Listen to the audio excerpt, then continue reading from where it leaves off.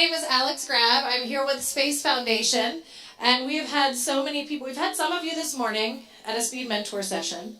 Some of you are going to do that this afternoon. But to make today happen, we have a few people to thank. And one of those people is a company called L3 Harris. They're our sponsors for this event. They've helped us bring space in the community to Colorado Springs. And if you didn't know, we've been in schools all week, and we'll be continuing to go to schools all week with Mr. Antonelli, who I will introduce, which is a retired NASA astronaut. Very cool. We're doing some activities together. We even have a community night, which is scheduled for tonight, 5:30 to 7:30 at the Space Foundation Discovery Center. It's a free event for all of you and all of your families. So if you're able, you should come out and see us for that event. So one, let's say thank you to L3 Harris. Let's give them a round of applause for helping us put this together. And then we had another group of people that maybe some of you have met this morning. If you haven't, you'll meet our mentors this afternoon. We've had many people from companies across industry come out to talk to you about their jobs and tell you how they got there and talk through a little bit about what STEM means to them. And we couldn't have done this without them. So let's give your mentors coming in a big round of applause as well.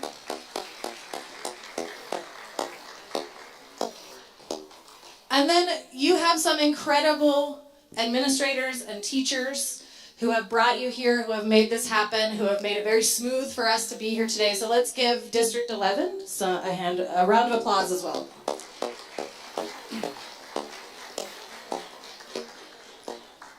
All right, so I talked to you a little bit about L3 Harris, and I'm going to share a short video with you so you can understand a little bit about what this company does and maybe get some inspiration from it. So I'm going to play that short video for you, and then I'm going to introduce you to someone that I think you're very excited to see. But give us just a minute or two, and we'll come back up after this video is done playing.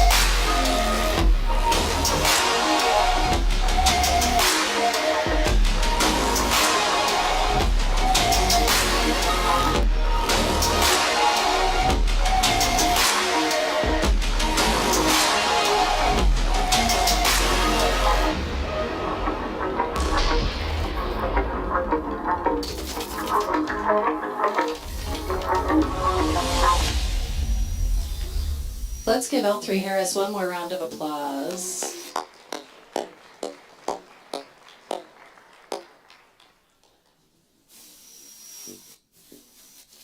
All right, and now I'd like to introduce you to someone very special, and that is Tony Antonelli, retired captain from the U.S. Navy.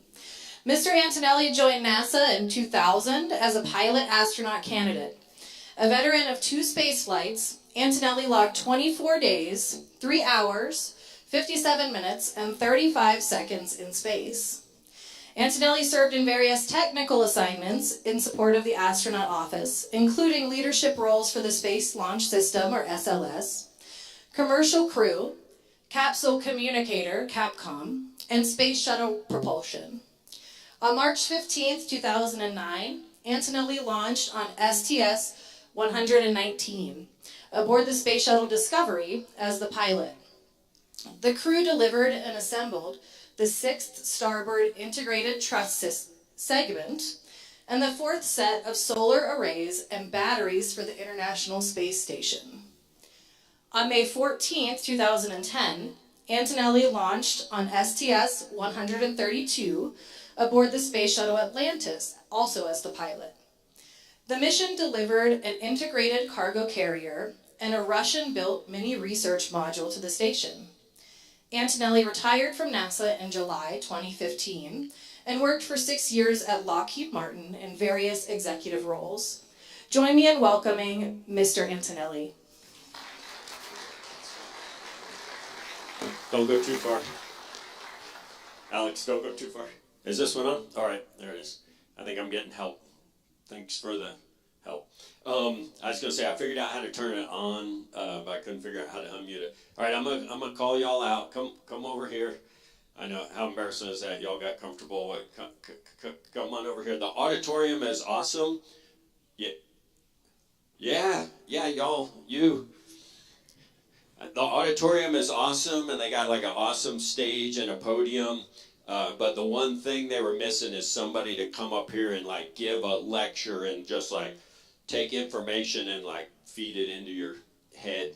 I'm a pretty nervous public speaker, but like if we connect and we just like have a casual conversation, I'll sneak in. I do have advice, but I'm going to try to sneak it in when you least expect it, so it has a chance of sticking. Okay, I'm going to like lower your defenses, and then I'm going to sneak in advice that it'll just sit there and grow. Hopefully you'll leave not even knowing I left you with advice, and it'll grow over time. Anybody watch the Alien? You remember that movie? Yeah. Okay, that's probably the wrong example, right? But we'll see. So I got a few things I'm supposed to cover. I already mentioned I got advice, or mentioned like connecting. I've got questions for y'all to try to figure out how to connect. I have a life story. Like I think you heard most of it. I'm familiar with it, so to me it's like really boring. But luckily I get help. Everything's a team sport. I'm getting help on what I'm supposed to say. I've got to fly in space a couple of times, so I can talk about that. I'm most interested in like what kind of questions y'all have. Does anybody? I won't even ask. I'm curious, but like don't raise your hand if like you thought it would be better if I was behind the podium. But all right, so this is Bill Anders' Earthrise picture from the very end of 1968. So I'm pretty camera shy and not really a fan of personal pictures growing up. So I use this as my baby picture. This is me. I'm a little camera shy, so I'm undoubtedly hiding behind the clouds. You can't really see me, right? I'm a lot smaller, but I think I have about the same amount of hair in this picture. I think of this as Earth's first selfie. I got a chance to meet and hang out with Bill Anders for just a couple of days. He relatively recently passed away, which is unfortunate. He was fantastic, but I would never tell that to him to his face because he was always teasing me. But I do miss him. His crewmates on this. I don't even know if this will be understandable, but forever ago, like a lifetime ago for some of you, and I don't know, I have no idea why we did this, but we would put film in cameras, and by putting film in cameras, you only got a certain number of pictures, and you didn't get to see the picture until like weeks later. Do you know why we did that? It doesn't make sense, does it? It's like it's so much better now. But yeah, so we're making progress. Who knows what it'll be next? Anyway, every NASA mission is like carefully planned, so they tell you like all the things you're supposed to do in order, and if you get out of order, you call and they'll build a new plan. But everything's always planned, including what you were to take pictures of, and this wasn't on the list. So while Bill Anders is trying to take this iconic Earthrise picture, his crewmates are teasing him, saying, "Hey, don't take that picture because like it's not on the list, and you'll use up the film that we're supposed to use to take other pictures." Good thing he didn't listen, right? This is captivating. It was captivating to me when I was little, and it's been captivating to me ever since. That I think I've known I've lived on a planet forever, but I never really felt like I lived on a planet. And the more I see views of Earth from different perspectives, it makes me feel like we're all crewmates on the same spaceship together. And I know none of y'all picked me as a crewmate, but guess what? I'm here. So probably ought to figure out how best to deal with me while I'm here, right? All right. So for y'all, how many folks want to fly in space? A couple, few. Okay, good. Put those hands down. Who doesn't want to fly in space? Okay, big group over here. Oh, that's good. I've prepared a third option, but I don't usually use it. But who doesn't raise their hand in a crowded auditorium? Yeah. Okay. Good. I thought there were a few of you, just to make sure we've been. I'm a big believer in inclusion, diversity, and inclusion, and so I'll do my very best to include everybody. I got some guesses on like why people don't want to fly in space, and it's probably better with the video, but I think I've edited out. Don't adjust anything, but I think I've edited out. It turns out that there's a spaceflight custom, right? We all culture custom, and I didn't start this, but I have participated in it. If you are a human being from Earth, and you meet another human in outer space, it's customary to hug. Did y'all know that? No, and like I'm not against hugging, but it's never my first thought when I run into somebody that like a colleague, right? Family, like my boys, I hug every time I see them. But like work colleagues, it's never my first thought to hug them. And then all of a sudden you show up off the planet and like everybody's hugging you and you're hugging everybody. Is anybody familiar with that custom, and that's the reason you don't want to fly in space? Because we could all get together and decide, okay, no more hugging. You can meet humans in outer space, and to be honest, since I took NASA's microbiology class, I'm not even that big of a fan of shaking hands. So like we could just like wave at each other or something. Anyway, keep going. I got more questions for you, but a little bit about me before my spaceflight mission that might be applicable to some of you that are trying to figure out what you do. I had plenty of challenges when Alex reads my bio. Like it's only the high points. I struggled in middle school. I failed ninth grade science. It just didn't connect. Got to high school, had some different teachers, and really got interested in science. I really wanted to go to university, and I was taught from an early age that was really important, and it would open up opportunities for me to have a better job than like what my family had while I was growing up. I didn't have a way to pay for university, so I found the Navy. I had in high school I had long hair.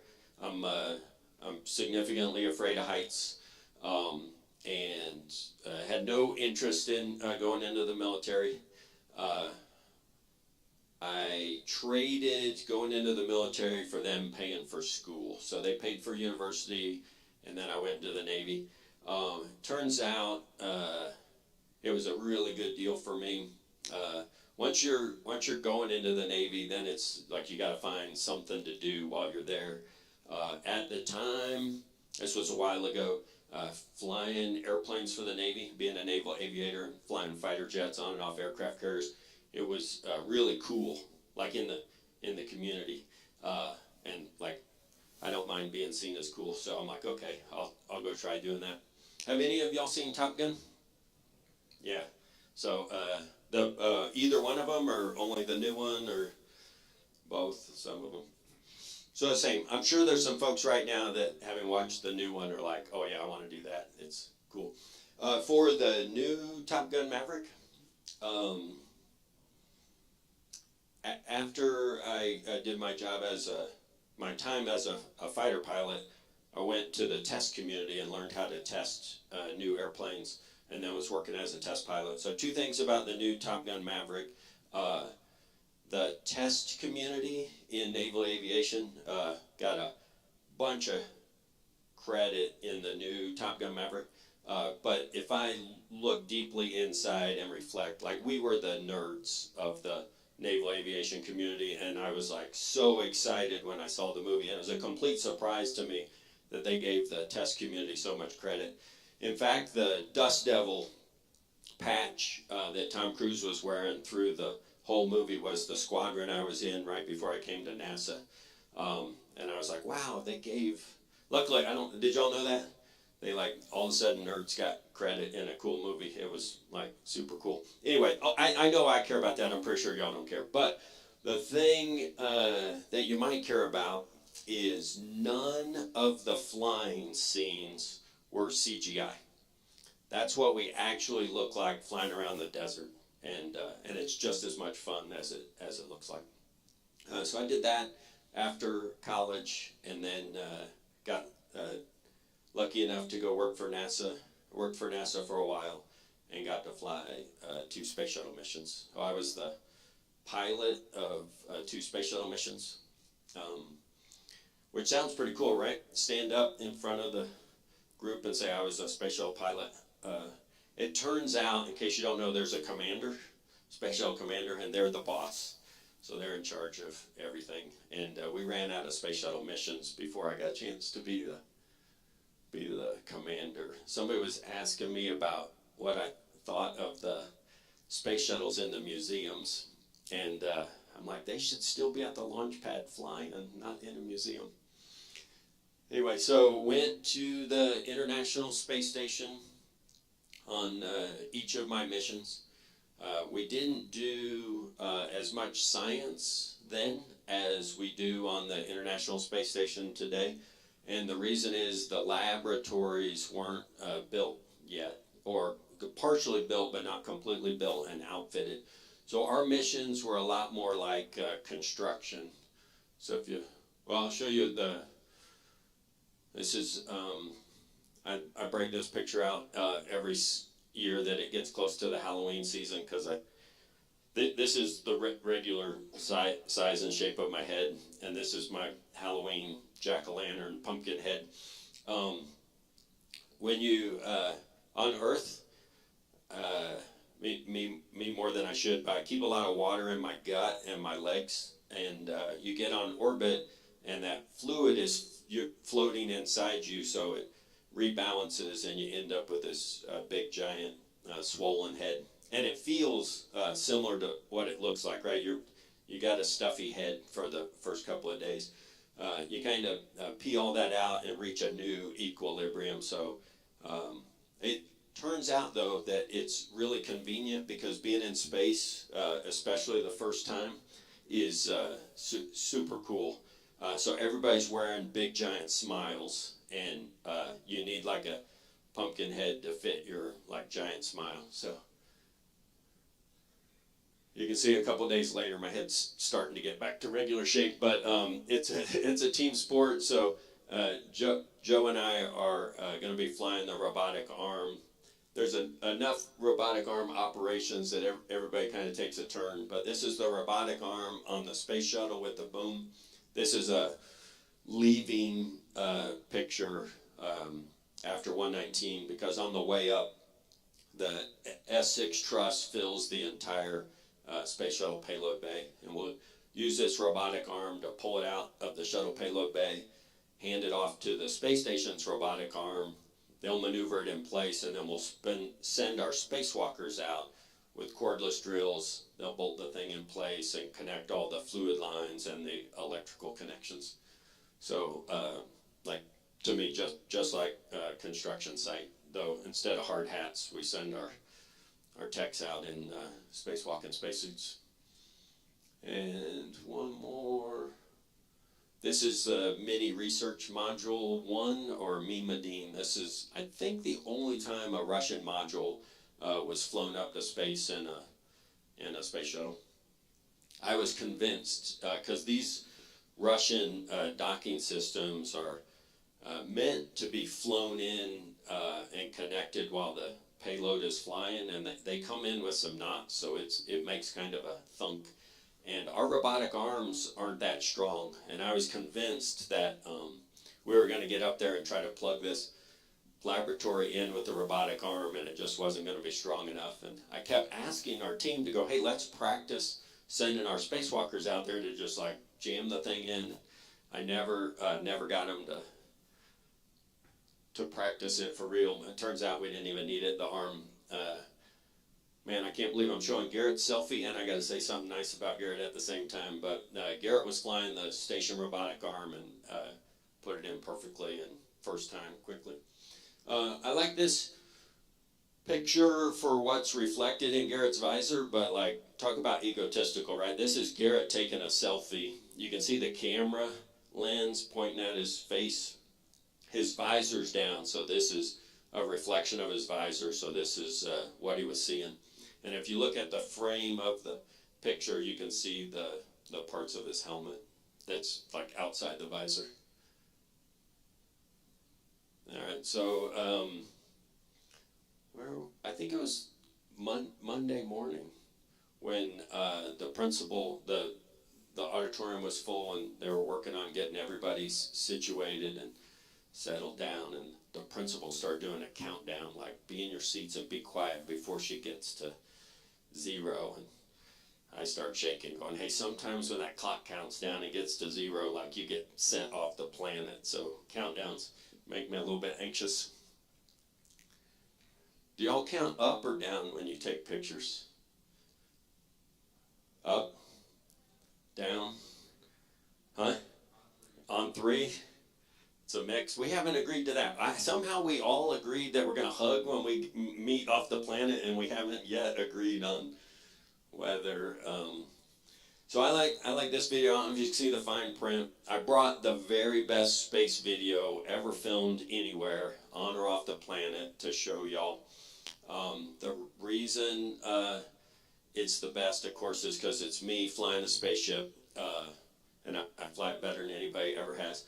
And it's also me running the video camera, and I also have to keep everybody out of the window. I used to just have that first slide without the picture of me, and everybody look at me going, really?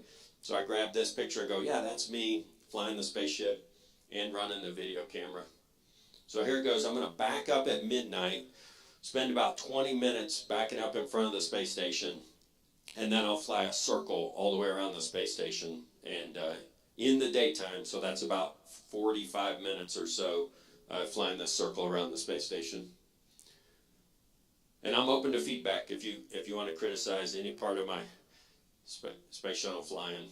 Flying a spaceship in outer space is more fun than I make it sound. So if you get the opportunity, you should definitely take advantage of it. What do you think? How am I doing? If you meet any other space shuttle pilots, don't tell them that like you've seen mine and it was better, because like you'll hurt their feelings and they can't go redo it. So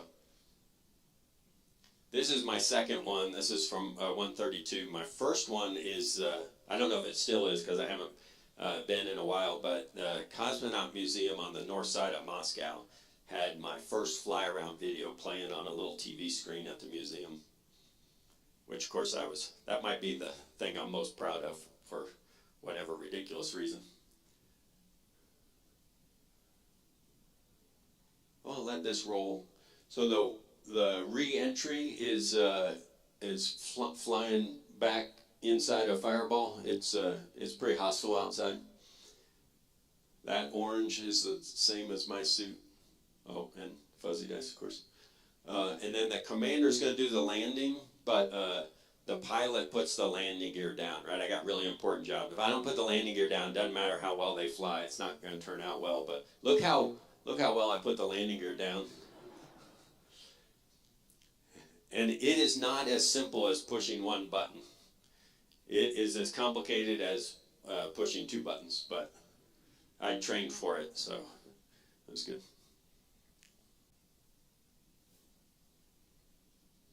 All right, and then before this next one, a caveat: any lawyers in the group? No. What about taxpayers? Any taxpayers? So the caveat for the taxpayers is the mission is almost 2 weeks. We get 4 hours of off-duty time. Not 4 hours a day, but 4 hours total. And I promise you, the rest of the time we were working really hard, making good use of the tax dollars we were spending to do this mission. This, however, probably wasn't the best use of tax dollars, but it shows kind of how much fun it is to float and fly. So we were trying to mock up a traffic jam. And then Iron Man. This was actually, I'm in the back of this shot. I'm trying to get through to actually do work, but Garrett's filming himself. So anyway, so then we move on to trying to make an aquarium. And it's a team sport, but like a lot of teams, right, not everybody's helping. So Steve-O wasn't helping there. This is upside down Iron Man. If any of you all know people at Marvel, they haven't used this one yet, but they're welcome to it.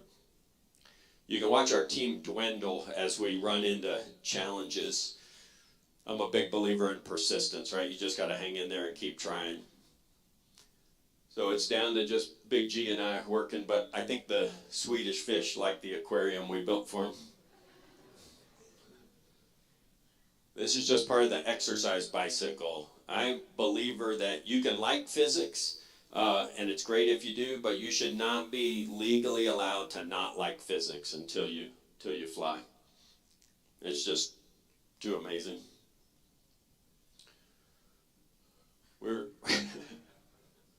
Steve-O's daughter's a legit graceful ballerina, but not so much for Steve-O, right? His talents lie elsewhere.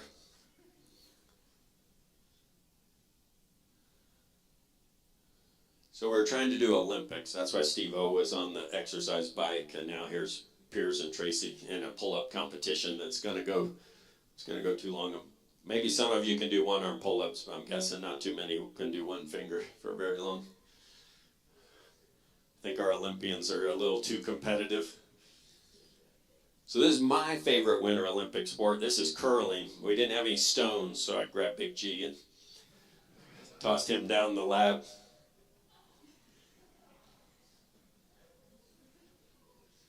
Check out Steve-O's no-look shot here on this international competition with Russians and Europeans and Japanese. This isn't in the Olympics yet, but I got to believe it's coming soon.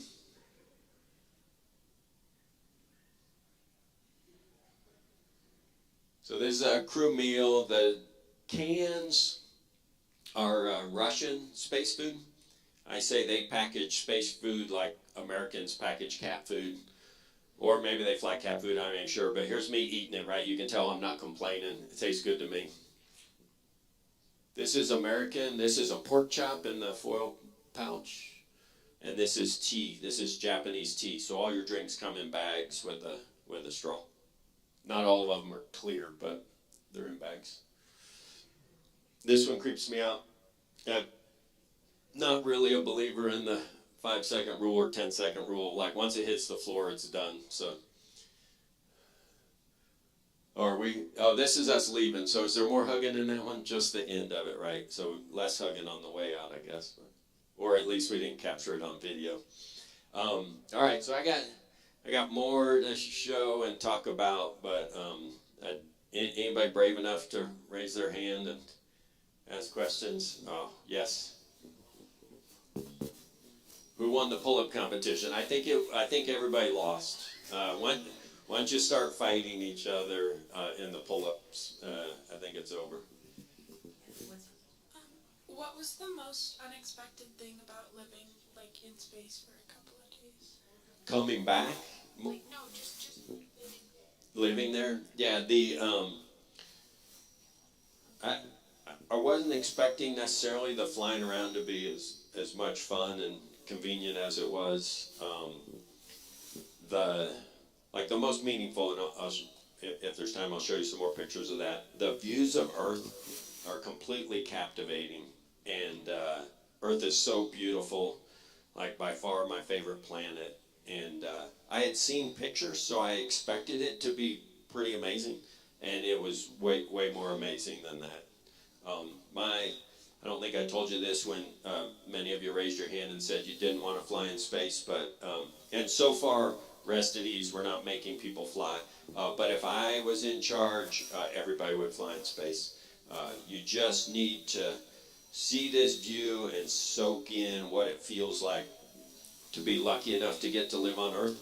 And like there's 8 billion of us sharing this spaceship, and I believe we should act more neighborly. And I think if everybody flew and saw how small Earth was, we would all act better.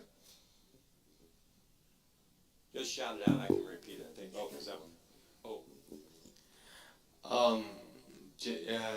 So like, this is very hard to talk in front of a lot of people.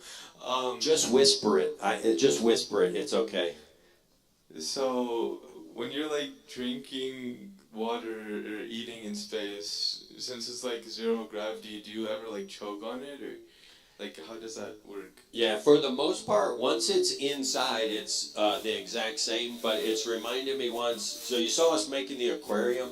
If you see, many of us show pictures or videos will often include like a ball of water floating, and then a picture of it, because your reflection, when you look at yourself in this ball of water, it's inverted, so you're taking a picture of it. On my first mission, I don't know exactly what Swanee was doing or thinking, but he had built this pretty large ball of water in the middle of the shuttle mid-deck, and he had taken one of the lifesavers, like the peppermint lifesavers, and put it in the ball of water, and we were just watching it and taking pictures of it. And then, like at some point, you got to do something with it, right? So he decided to float up to it, and he slurped up this like really big ball of water with a peppermint lifesaver in the middle. And for whatever reason, I thought it would be a perfect time to like try to make him laugh. And I don't remember what I did or said, but it worked. And it wasn't as good of an idea as I thought, because he like spit all over me. As he was not able to keep this ball of water in his mouth. And then now he's laughing at me being spit on, and then he starts choking on the lifesaver, and like choking, slobbering. But for the most part, as long as you're not doing anything silly, like once the food's inside you, it's fine.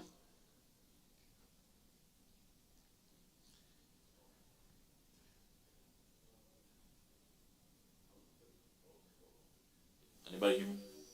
Hello?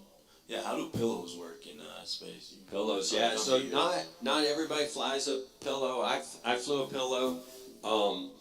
It has the NASA space pillow has a strap on it. So you take this big strap across your forehead and Velcro it to the pillow. So you're basically like strapping the pillow to your head. But it feels like the back of your head's on a pillow.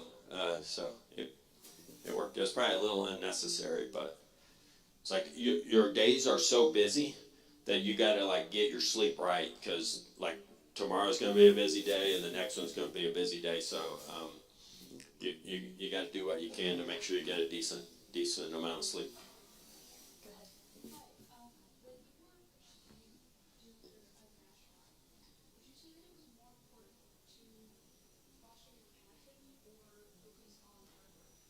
Yeah. So for your path, is it more important to focus on your passion or hard work? And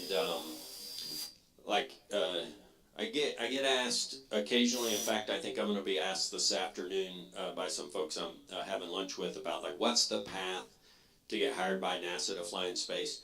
And the absolute truth is I don't know. I got a bunch of thoughts, and like I'll share those, but like I don't know the answer. I think, and maybe you've thought about this more than me, and you can help me, but I think those two are linked. So my advice is always, if you know your passion, to follow that, and that's been That's been my path. And it's always been easy to put in the extra time and effort. Like I'm better now because I'm mostly retired, but I used to be very below average at vacationing. Like I think I spent 25 years in the Navy, and I took one good solid vacation in 25 years. I liked my work so much that like I was just fine going to work and spending time doing that. So to me, the hard work part is easy if you're doing something you're passionate about. So, but maybe I need to think some more about it. I've kind of always, I don't remember a time where I was looking for my passion. So I read this book. I think it was called Grit by Duckworth. Has anybody read that one? Is that one good? I hate mentioning book names. And is that the one where she says, if you know your passion, then grit, like persistence and hard work is the answer. And like I had that part of the book figured out. But the part she went on to say, and I think it's this book, is, hey, what do you do if you don't already, well, if you haven't yet found your passion or your passion hasn't found you? And she really opened my eyes to this section, which was, because I hadn't ever thought about it, but I think the advice is solid. If you haven't found your passion, try everything that you get a chance to try and pay attention. Be on the lookout. Your passion is out there somewhere, and it's probably looking for you, and it might have walked right by you if you weren't paying attention. So try everything you get a chance to try and be on the lookout. And oh, by the way, be sensitive to the fact that you might walk by it one day and it doesn't really resonate. So continue to think about it and look for it over time. It might have been something you tried a few years ago. It was like, oh yeah, whatever. Didn't really resonate, but continue to try. Your passion's out there. And then I think once you find it, then it's hard work and persistence. But I was copying. Is that all in Grit? So it's Grit and her name's Duckworth or something like that. Right here. What's your question? Yell it out. Did going to space ever change your perspective on anything? Yeah, has going to space changed my perspective on anything? Let's say for good or other, right? It's completely changed my perspective on on humans. Like I don't remember being so disappointed. Not y'all, but all the adults. Anybody you think of as old, like I'm disappointed in us. Like we could be doing so much better, right? And I don't remember being that disappointed in us before as a collection of humans. But like, I don't have the answers. I got a starting point. My starting point, my advice. Like if I only got one piece of advice to give to folks, and I was told to be brief, it would just be as simple as be nice. Right? I have no expectation that that's going to solve the world's challenges. It's just a decent place to start. But like I feel remiss not sharing the rest, right? Full disclosure, I'm a horrible person. So it's pretend to be nice, right? Like y'all will leave here going, I seem nice enough, right? And then it's like, okay, good. That's a start, right? So if any of y'all are horrible people, let me scan. I'm sure you're not. But if you come across any other, it's like just be nice. Just pretend to be nice. We would get started on solving world's challenges if we just gain some momentum, right? Should I have done better? Yeah, I don't know. Oh, back here. Yeah, thanks for the help.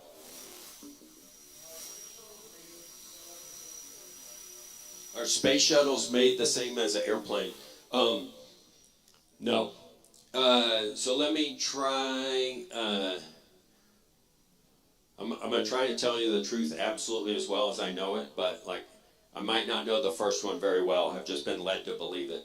It's all about like the difference in my mind starts with this concept of structural margin. So if you're to build a bridge, any bridge builders? Help me out if I get this wrong. If you're build a bridge, you imagine the strongest loads, right? The heaviest trucks going fast, changing lanes, the wind howling down the canyon or whatever. And you multiply those loads by 20. And then you build the bridge strong enough to tolerate that. And I think it's 20, but I'm not sure. But I am sure for airplanes. So for airplanes, you imagine the crappiest pilot, like me, landing really hard because I messed it up, or bouncing in strong turbulence because of the weather. And then whatever of those loads is the worst, you multiply it by 4. And then you build that airplane. If you're, like I'm flying out on Friday, I'll try not to think about that. If we hit a bump going, was that more than 4 times what they thought or not? For spaceships that humans fly in, we multiply that by 1.4. And the reason we keep decreasing these numbers is because we're trying to build these structures as light as we can. Because it takes a lot of energy. You got to get going really fast to go to space. So then, if you can remember back to that picture of Space Shuttle Discovery sitting on the pad, there's this big orange external fuel tank. So it's just full of liquid hydrogen in the bottom 2/3 and liquid oxygen in the top, and it's covered with foam. This thing is an engineering marvel. There's a beam that goes through the middle of it that the solid rocket boosters hang off of. And on the top, bottom, back, front, whatever, the space shuttle is attached to that external tank. So everything is hanging off this tank. So it sets on the pad. The tank's attached to the solid rocket boosters, and the shuttle's just hanging off this tank. When the liquid space shuttle engines light, they start pushing on this tank, but the solid rocket motors are held to the ground. The solid rocket motors light, and they basically just drag this whole thing up. They burn for about 2 minutes, then they come off with giant explosion, and then the orbiter's dragging this tank. I use the term mass fraction. Might not be familiar with that term. It is the empty weight to the full weight. The mass fraction of this external tank that has all these like hundreds of thousands of pounds of load that it has to tolerate. The mass fraction of this external tank is better than your beer can. And I've never thought my beer can was over-designed, right? It's like, oh, they should thin some of this material out. They're making it too thick and being wasteful. And you ride that to outer space. So the thing that makes them different in my mind as a starting point, right, is this idea of structural margin.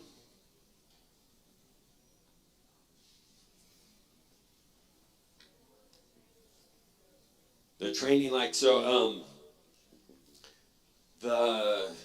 once you show up at NASA Peace, you train for about 18 months in my class. We learn the basics of space shuttles and space stations.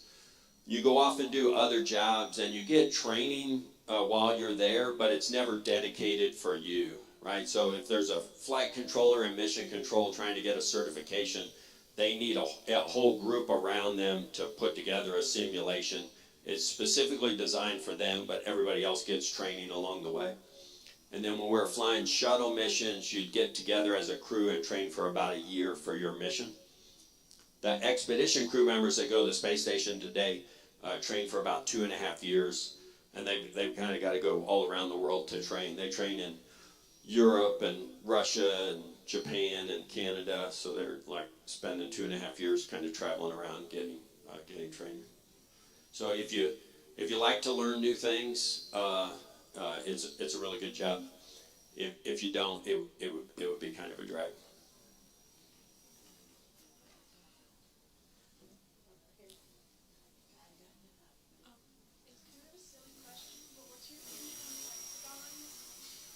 My opinion on hexagons. This would be a super silly question if I hadn't just just a year ago listened to this book, and I'm pretty sure the guy was British, but I'm not positive. But before I get to this, let me kind of give you a little bit of background on how I got here. Just about 2 years ago, I was asked to be on this committee to write this report, and like writing's not my thing, and really thinking isn't too much my thing either. And this rest of this committee was full of really smart people, like a bunch of college professors and deans and like way important people. And I was really intimidated by the idea I was going to sit around a table with these people. So I set about trying to make myself less dumb, so I would feel less uncomfortable around them. And I started with math. So I spent about a year listening to the math books in the local library. I was listening to them while I run, which isn't the best way to learn math, but I was doing some. I finished those, and I've just started physics. All right, so the question is, how do I feel about hexagons? And I realize you're going, man, you're like really lost. This guy that wrote one of these math books, actually he had written a couple. I listened to a couple of his. He said he had been writing letters to the government because the street signs in England, Great Britain, somewhere, had pictures of what we call soccer balls on the street signs that point to the stadiums in all these different towns. And they had the wrong shapes. And he was, as a mathematician, he was like, hey, fix these street signs. And of course they wrote him back going, dude, we're not wasting money fixing the street signs. And so he wrote him back and said, no, okay, don't go back and spend money to rebuild street signs. Just endeavor to do better in the future and like draw the soccer balls correctly on the street signs and make new ones.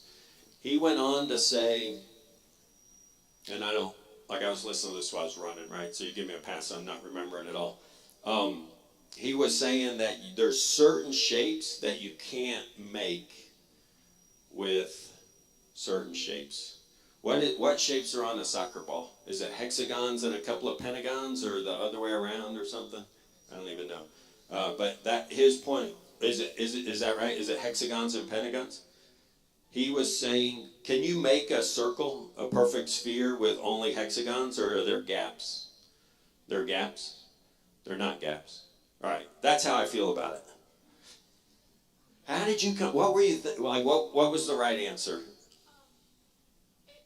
There's no right answer. It's just hexagons are really structurally sound. Oh, it was structures. Yeah. Okay. In my opinion, they're the best ones. So. Yeah, this, I'm pretty sure it was this same author. I hate saying this title because, but he picked it, right? So as long as we know who to blame, it's okay. It was, now I don't remember it, but he wrote a book on triangles. And his book title was at least not super provocative. It's a math book, but like as provocative of a math book title as you could make, I guess. Read his book on triangles. How are we doing on time? I'm going to step down here and be flipping slides, but keep going. Shit. Tony, you can take 2 more questions.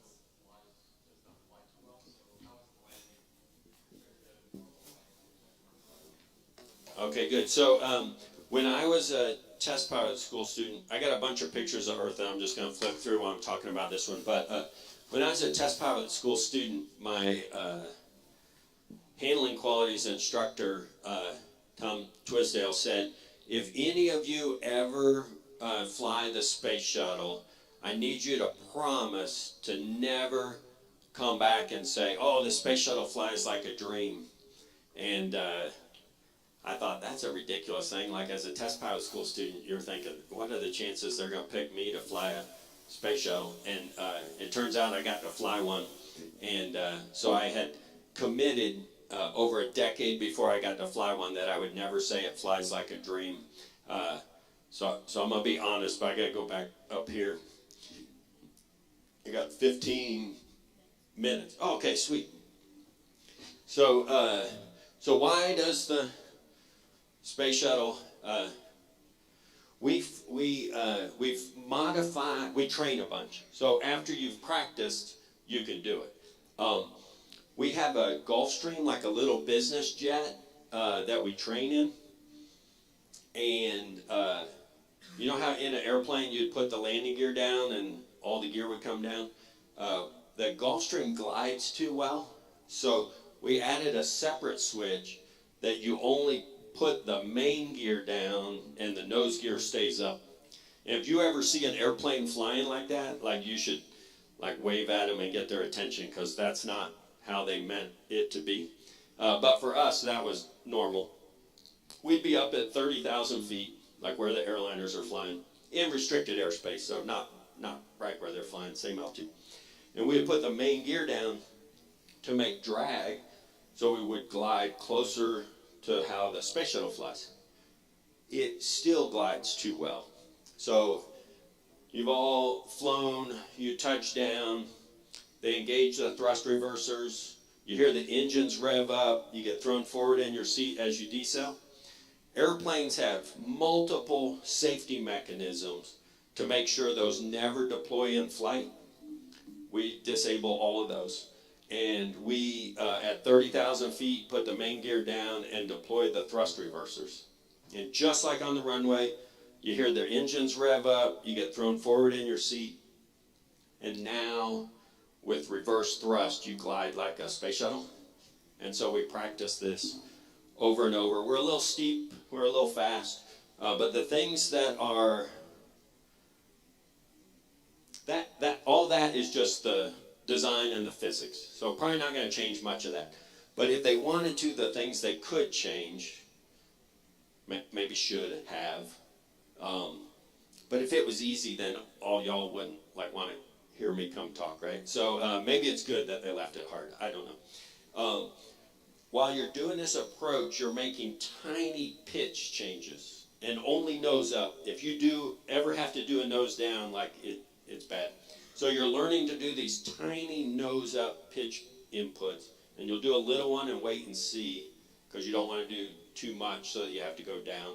So you're doing these tiny little pitch inputs to land kind of as far down the runway and on speed as you want.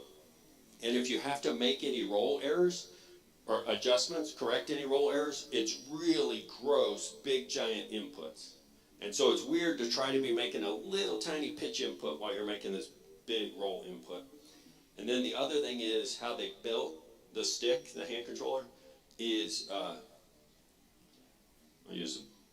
need one more hand.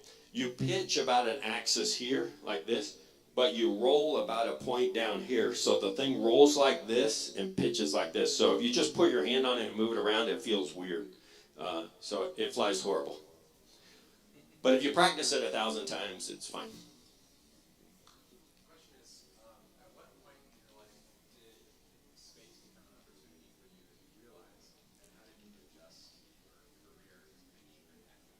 Good. So when I was flying fighters, somebody on the base, the commanding officer of a different squadron, got picked up to go fly at NASA, and I didn't know him. I've since met him. In fact, he lives here in Colorado, probably pretty close to here. Met him years later, but then it was like, oh, somebody from this little community is going to fly for NASA.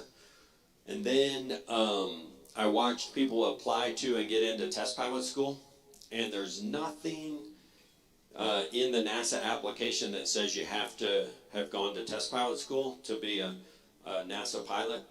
However, they haven't picked anybody recently that didn't go to test pilot school, right? So it's not required, but if you look around, it's way more common than not, right? So then it was about getting into test pilot school. And I really struggled to get into test pilot school because I had bad grades as an undergrad, which, you don't have to be that smart to fly airplanes for the Navy, right? But they thought you had to be, smart enough to work as a test pilot to understand the engineering and communicate with the fleet aviator and communicate with the engineers that are designing and building the airplanes. And they didn't think I had the academic chops. So it took me a little while, but I eventually got into test pilot school. And then while I was doing that, I met people that had interviewed at NASA. And then one of my good buddies got picked up and went to fly for NASA. Then it was like, oh, this is real. I mean, I believe you can work hard for that job to put yourself in the qualified. They call it highly qualified. You can work hard to put yourself in the group of several thousand, and then after that, it's luck. So I was like, okay, I can do everything I can to just put myself in the several thousand people they're going to look at list. All right, so some of these pictures. This is a lake in Australia, and this is the same lake about 6 months later. I'm fascinated with what you can see on Earth from space. Check out this river. Look at the bend. This is just a few weeks apart. How much the river changed. What else? On this lake, these pictures are about a year apart. The lake dried up in the season. Y'all probably up here see this all the time, right? If you guys are skiing, you're watching how much snow you get every season. I'm fascinated with volcanoes. Do I have time? Well, so here's a volcano story that I think is funny. It turns out, and I didn't know this to be true, but we have in the United States, a 1-800 volcano number. Anyway, Jeff Williams is on orbit. This is years and years ago. And he's, of course, looking at Earth because that's what you do when you're not working on orbit. And he sees a volcano in the Aleutian Islands. And he calls down to Houston. They're the only people you're talking to regularly. And he's like, hey, I saw a volcano and I took a picture of it. I'm going to send it down to you. And I'm sure the people in Houston were bored and maybe thought it'd be funny. So they said, hey, Jeff, call this 1-800 number and let them know. Because there's a phone on the space station, kind of voice over IP phone you can call down. So Jeff calls down, and I don't know how they answer the volcano hotline, but somebody answers, and he says, hey, this is Jeff from outer space, and I just saw a volcano. So just like you'd expect, they hung up on him. So he called him back again and said, hey, let me start a little slower. Stay with me here. Anyway, Jeff was the first person to see and photograph and report a volcano. I don't think he got any prizes for it. I don't know what you get for reporting a volcano. I like this picture because it seems relevant to me in my life. This is China. Do y'all recognize this? This is lithium mining. And then cool pictures on Earth. On this one, of course, Italy, but check out how thin the atmosphere looks. And you're only a couple hundred miles high taking these pictures. Look how thin the atmosphere is. And you should appreciate that. Like, that's the only thing keeping all of us alive. And whether it's fragile or not, I'm not sure, but it sure looks fragile to me in this picture. And then you got to be really good with the camera, right? You got to get the movement of the camera matched with the movement of the space station to leave the shutter open long enough to get these stars in there without blurring them. And not that this is a bad picture, but this is what it looks like if you don't move the camera. All right, so I got a video. It's one song. It's Earth Views. I'm gonna say something hypocritical here. A couple big theme, but just like in that picture with Italy in there, in some of these views, check out how thin the atmosphere is. And then not near as important, but something I found fascinating and surprising was how frequently lightning pops off in storms. You get up high, you can see a little more area. In some of the passes, look into the clouds. You're not watching the videos in real time, but even so, check out how frequently lightning pops off. When you're on orbit, it's bright enough that it'll reflect off your spaceship. So you're looking out the window at the lightning, and it's lighting up the parts of the spaceship around you, so it's pretty cool. All right, here's the hypocritical part, right? I asked you to look for a couple of things. Do your very best to think as little as you possibly can about what you're seeing, and try your best to just soak in what it feels like to be lucky enough to get to live on such a beautiful planet. All right, one song, and I'll be right back.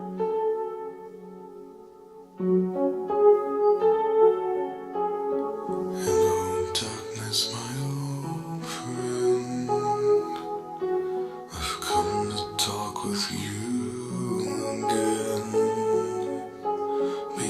was a vision softly creeping, left its scenes while I was sleeping, and the vision that was planted in my brain still remains within the sound of silence. In restless dreams I walked alone, narrow streets of cobblestone, neath the halo of a street lamp, I turned my collar to the cold and damp. When my eyes were stared by the flash of a neon light that split the night and touched the sound of silence. And in the naked light I saw 10,000 people, maybe more. People talking without speaking, people hearing without listening, people writing songs and voices never shared, and no one dared disturb the sound of silence. Fools said I, you do not know. Silence like a cancer grows. Hear my words and I might teach you. Take my arms and I might reach you. But my words, like silent raindrops fell, and echoed in the wells of silence, and the people bowing to the neon god they made. Inside flashed out his warning, and the words that it was forming, in the signs and the words of the prophets are written on the subway walls, tenement halls, and whispered in the sound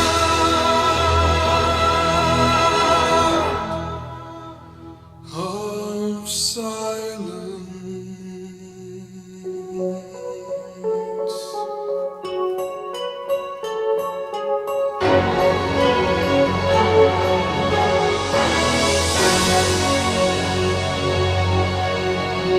All right, what y'all think?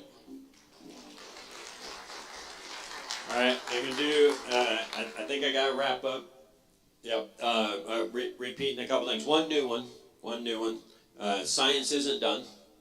Science is not done. Be on the lookout for new scientific discoveries. Just because it's new and different doesn't mean it's not beneficial. So science isn't done. Be on the lookout. If you haven't found your passion yet, try new things and be on the lookout for that. If you have found your passion, it's persistence and hard work. And then I like to say I'm from Earth. I've lived on Earth my whole life, almost my whole life. If you meet in, like, I don't know where you're all going to travel after this, but if you meet anybody else that is also from Earth like me, be nice to them. Most of them are trying to do the best they can, and we'll go make the world a better place. But thanks for chatting with me. I had a great time. All right, let's give Mr. Antonelli another big round of applause. There we go. And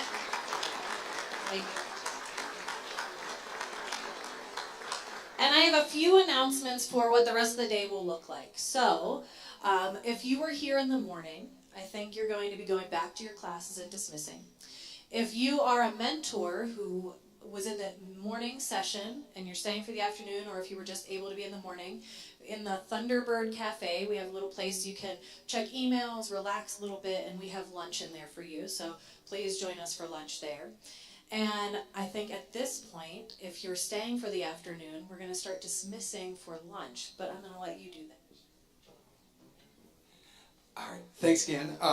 So the mentors, the fastest way to the Thunderbird Lounge is actually out through the front of the building, and then back in through the other front of the building, and then just to your left.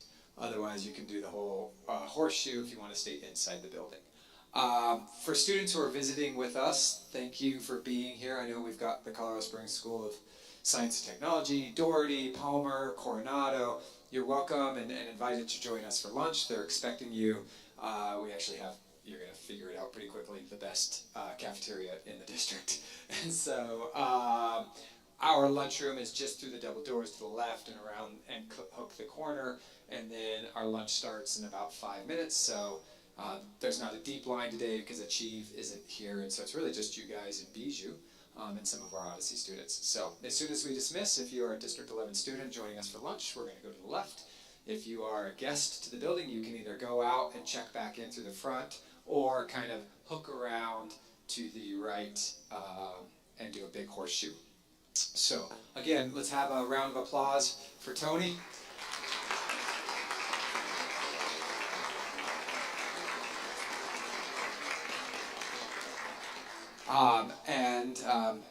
Just to echo his words, be kind to yourselves and if you can, someone else. So we'll dismiss for lunch.